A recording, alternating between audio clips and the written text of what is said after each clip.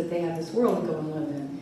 And that we have someone, and people who are in a partnership, marriage or whatever, and we have this person who's backing us, who's allowing us to do this a lot of times.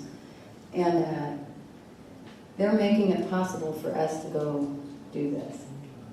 And we have to not forget that. And I've just seen that so much. So many marriages and partnerships fail. Families kick each other out.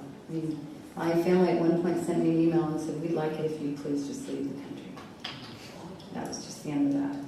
Now, 4 years later, my brother who sent me that email came to me and said, "I'm so sorry. I'm so sorry I ever did that." But you know, a lot of people go through a lot of that stuff. Our families are afraid for us. All kinds of, there's so much fear. Whether it's they're afraid we've gone off a rocker, they're afraid that if you're right, they're going to kill you, which we all hear. They're afraid they're going to lose this family member who's got this role in the family, which is a lot. And so I think being cognizant of that and being aware and remembering our priorities is really critically important as we do this work. And in closing, I would say that I perceive this as a people's movement, as I've said over and over. And resistance is personal. So as we look around and we think, what can we do? We start at a personal level. And there's a structure that's now crushing us. I have this vision that there's sort of a Greek Parthenon with these columns, and the fat cats are sitting up here on the top of this heavy marble structure, and we're all holding them up. And we're all intertwined, helping each other hold up the structure. And it's just my vision. It might not make sense to everyone.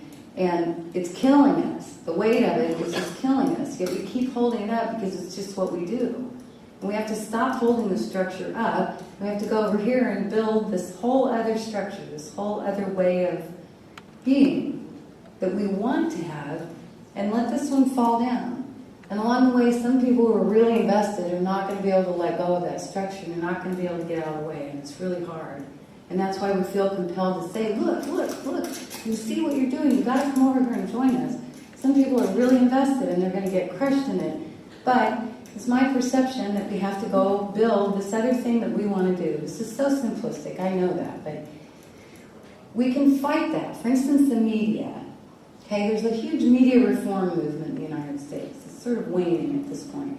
So the media is owned by 5 corporations, that are all making huge money off of the war machine and the corporate structure that's facilitating them. It's doing really well.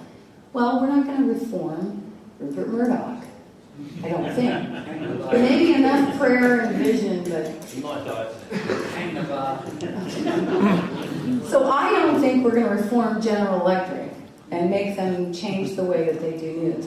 However, we can go over here and we can create an entirely different media structure so that people say, wow, look what we're getting over here, and they ignore it. It's going to crumble, right? Because no one's there, no one's supporting it. Because instead of paying our cable bill, so that Fox News, in the U.S. we pay cable, pay TV, huge amounts, $120, $150 a month to get 300 channels of people lying to you and showing you miserable human beings screaming at each other on national television. And it's outrageous. I like football, but sports and 150 channels, and then the background of sports, and what the sports players wore today. You pay $150. Well, imagine if you took that and you paid your $150 over here to this new media structure that you're building, or your local credit union instead of Bank of America, which is very convenient because they have branches all around the world. Blah, blah, blah. My credit union is not really very convenient, but I own it.